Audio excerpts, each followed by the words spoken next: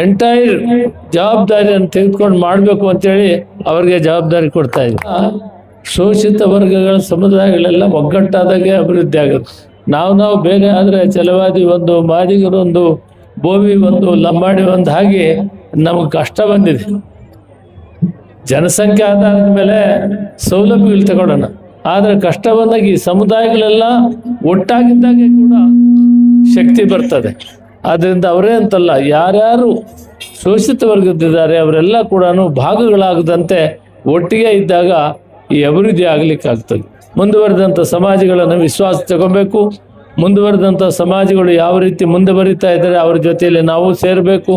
ಅವರ ಜೊತೆಯಲ್ಲಿ ಪ್ರೀತಿ ವಿಶ್ವಾಸವನ್ನು ಬೆಳೆಸ್ಕೋಬೇಕು. ಆ ರೀತಿ ಮಾಡಿಕೊಂಡು ಮುಂದೆ ಬರಿಬೇಕಾಗ್ತದೆ. ಅದನ್ನು ಮಾಡ್ತೀರಿ ಅಂಥೇಳಿ ಇವತ್ತು ವಿಶೇಷವಾಗಿ ಕಮಿಟಿಯನ್ನೊಂದೆಲ್ಲ ಸೇರಿ ಮಾಡ್ಕೊಂಡಿದ್ದೀರಿ.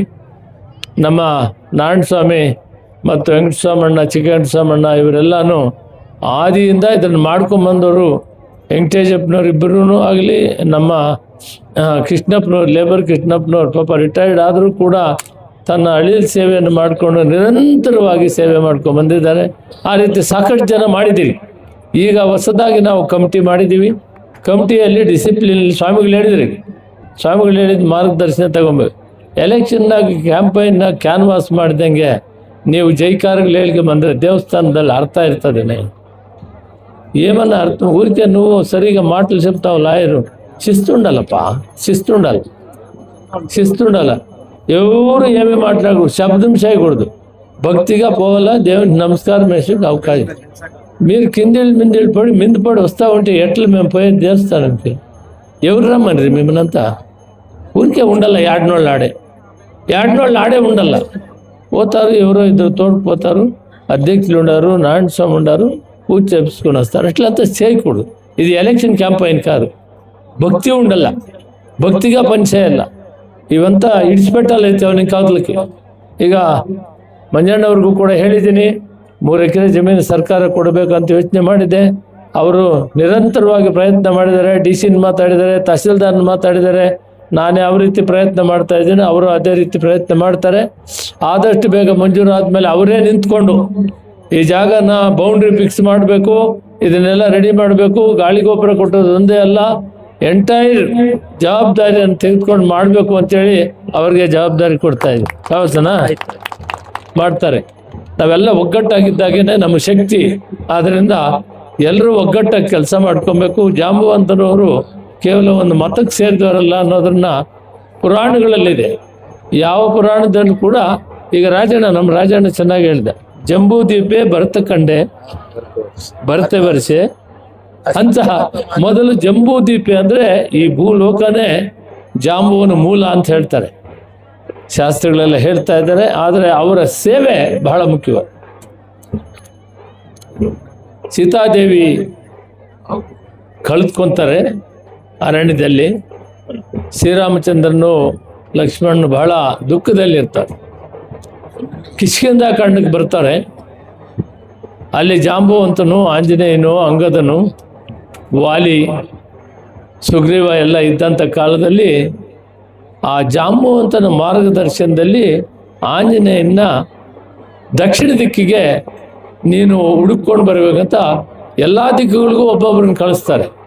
ಆಂಜನೇಯನು ಸೀತಾದೇವಿಯನ್ನು ಹುಡುಕಿ ಬಂದು ಇಲ್ಲಿ ಶ್ರೀರಾಮಚಂದ್ರನಿಗೆ, ಲಕ್ಷ್ಮಣನಿಗೆ, ಸುಗ್ರೀವನಿಗೆ ಮತ್ತು ಯುವ ರಾಜರಂಥ ಅಂಗದನಿಗೆ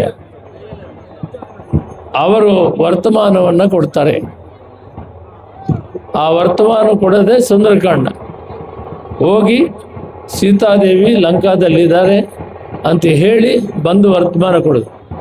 ಆಮೇಲೆ ಒಂದು ಭಾಗದಲ್ಲಿ ಅಂಗದನು ಯುವರಾಜ,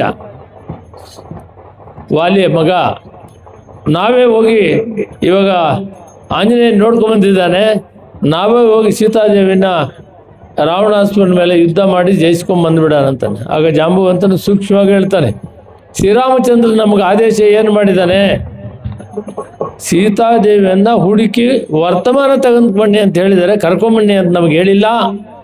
ಆದ್ದರಿಂದ ನಾವು ತಪ್ಪಾಗ್ತದೆ, ಆ ಕೆಲಸ ಮಾಡಬಾರ್ದು. ನಾವು ಅವರಿಗೆ ವರ್ತಮಾನವನ್ನು ತಂದು ಹೇಳಬೇಕೆ ಬಿಟ್ಟರೆ ನಾವು ಕರ್ಕೊಂಡು ಹೋಗೋಕ್ಕಾಗಲ್ಲ ಅಂತೇಳಿ ವಾಪಸ್ ಬಂದು ಅವ್ರಿಗೆ ವರ್ತಮಾನ. ಇಂಥ ವಿಶೇಷವಾದಂಥ ಸೂಕ್ಷ್ಮವಾದ ವಿಷಯಗಳನ್ನು ಈ ತ್ರೇತಾಯುಗದಲ್ಲಿ ಅವರು ಎಷ್ಟೋ ಸಾಕಷ್ಟು ಮಾರ್ಗದರ್ಶನವನ್ನು ಕೊಟ್ಟಿದ್ದಾರೆ. ಈ ರಾಮಾಯಣದಲ್ಲಿ ವಾಲ್ಮೀಕಿ ಎಷ್ಟು ಪವಿತ್ರವಾದ ಗ್ರಂಥವನ್ನು ಪಡೆದಿದ್ದಾರೋ ಆ ಬರೆದಿರುವಂಥ ಗ್ರಂಥಕ್ಕೆ ಇನ್ನೂ ಮೂಲಕ್ಕೆ ಹೋದಾಗ ಜಾಂಬವಂತರ ಪಾತ್ರ, ಜಾಂಬವಂತರ ಮಾರ್ಗದರ್ಶನ, ಜಾಂಬವಂತರ ಒಂದು ಬುದ್ಧಿವಂತರ ಈ ತ್ರೇತಾಯುಗದಲ್ಲಿ ಬಹಳ ಕೆಲಸ ಮಾಡಿದೆ. ಅದಕ್ಕೆ ಅವರು ಇವತ್ತು ಅವರದ ಒಂದು ಜಯಂತಿ ಕಾರ್ಯಕ್ರಮನ ಇಲ್ಲಿ ನೀವೆಲ್ಲರೂ ಕೂಡ ಇಷ್ಟೊಂದು ಜನ ಬಹಳ ಅದ್ಭುತವಾಗಿ ಭಕ್ತಿಯಿಂದ ಆರಾಧನೆ ಮಾಡ್ತಾ ಇದ್ದೀರಿ. ತುಂಬ ಸಂತೋಷ. ನಮಗೆ ಇನ್ನೂ ಸಾಕಷ್ಟು ಕೆಲಸಗಳಿದೆ. ನಾನು ಶಾಸಕರಿಗೆ ಹೇಳ್ತಾ ಇದ್ದೀನಿ ಇಂತಿಂಥ ಕೆಲಸಗಳಿದೆ ಅಂತ. ಅವರು ನನ್ನ ಜೊತೆಗೂಡಿ ಈ ಕೆಲಸ ಮಾಡ್ತಾ ಇದ್ದಾರೆ. ಆದಷ್ಟು ಬೇಗ ಜಮೀನನ್ನು ಮಂಜೂರು ಮಾಡಿದ ಮೇಲೆ ಇಲ್ಲಿ ಕಮಿಟಿಯನ್ನು ಇಟ್ಕೊಂಡು ನಾವು ಸಿನಪ್ಪಲಾಗಲಿ, ನಾರಾಯಣ ಸ್ವಾಮಿ, ವೆಂಕಟೇಶಪ್ಪ ಎಲ್ಲ ಹೆಸರುಗಳು ಹೇಳಿದೆ. ಸಿನಪ್ಪನವ್ರನ್ನ ಅಧ್ಯಕ್ಷರು ಮಾಡಿದ್ದೀವಿ. ಈಗ ನೀವೆಲ್ಲ ಒಗ್ಗಟ್ಟಾಗಿ ಕುಂತ್ಕೊಂಡು ಮಾತಾಡಿಕೊಂಡು, ನಾರಾಯಣ ಸ್ವಾಮಿ ಹಳಬರಿದ್ದಾರೆ, ವೆಂಕಟೇಶಪ್ಪನವ್ರು ಇಬ್ಬರು ಹಳಬರಿದ್ದಾರೆ, ಚಿಕ್ಕಣ್ಣ ಹಳಬರಿದ್ದಾರೆ, ಕೃಷ್ಣಪ್ಪನವರು ಹಳಬರಿದ್ದಾರೆ, ಇಂದು ಸಾಕಷ್ಟು ಜನ ಹಳಬರು ಇದ್ದಾರೆ. ಅವ್ರನ್ನೆಲ್ಲ ವಿಶ್ವಾಸ ತಗೊಂಡೋಗಿ ಇದನ್ನು ಒಳ್ಳೆ ರೀತಿ ಬೆಳೆಸ್ಕೊಂಡು ಹೋಗಬೇಕು. ಇದು ಕೇವಲ ಪೂಜೆ ಮಾಡೋದಲ್ಲ, ಮುಂದೆ ಒಂದು ಶೈಕ್ಷಣಿಕವಾಗಿ ಏನು ನಮ್ಮ ಶಾಸಕರು ಹೇಳಿದರು, ವಿದ್ಯಾವಂತರಾಗಬೇಕು, ಗುಣಮಟ್ಟದ ವಿದ್ಯಾಭ್ಯಾಸ ಮಾಡಬೇಕು.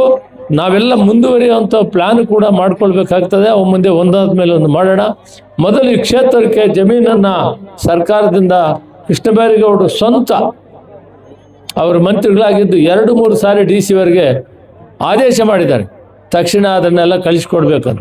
ಫಾರೆಸ್ಟ್ ಅವ್ರದ್ದು ಒಂದು ಪ್ರಾಬ್ಲಮ್ ಇತ್ತು. ನಾನು ಇಲ್ಲೇ ಒಂದು ಮೀಟಿಂಗ್ ಮಾಡಿದೆ ಫಾರೆಸ್ಟ್ ಅವ್ರಿಗೆ. ಅವರು ಇವತ್ತು ಕೂಡ DC-ನ ಡಿಸ್ಟ್ರಿಕ್ಟ್ ಫಾರೆಸ್ಟ್ ಆಫೀಸರ್ನ ಇಬ್ಬರನ್ನು ಮಾತಾಡಿದ್ದೀನಿ. ಒಂದು ವಾರದಲ್ಲಿ ಇದಕ್ಕೇನು ಸಂಬಂಧ ಇಲ್ಲ ಫಾರೆಸ್ಟ್ಗೂ ಇದಕ್ಕೆ ಅಂಥೇಳಿ ಕಳಿಸ್ತೀವಿ ಅನ್ನೋ ಮಾತನ್ನು ಹೇಳಿದ್ದಾರೆ. ಅದು ಕಳಿಸಿದ ಮೇಲೆ ನಾನು ಮತ್ತು ಶಾಸಕರು ಸೇರಿ ಇದರಲ್ಲಿ ಜಾಗವನ್ನು ಮಂಜೂರು ಮಾಡಿದ ಮೇಲೆ ಮತ್ತು ವಿಶೇಷವಾಗಿ ಶಾಸಕರು ಜವಾಬ್ದಾರಿ ತೆಗೆದುಕೊಂಡು ಈ ಅಭಿವೃದ್ಧಿ ಕೆಲಸಗಳನ್ನು ಮಾಡ್ತಾರೆ ಅಂತ ನಾನು ಆಶಾಭಾವನೆಯಿಂದಿದ್ದೇನೆ. ಶಾಂತಿಯಿಂದ, ಒಗ್ಗಟ್ಟಿನಿಂದ ಮುಂದಿನ ಮಕ್ಕಳ ಭವಿಷ್ಯಕ್ಕೆ ಯೋಚನೆ ಮಾಡಿ.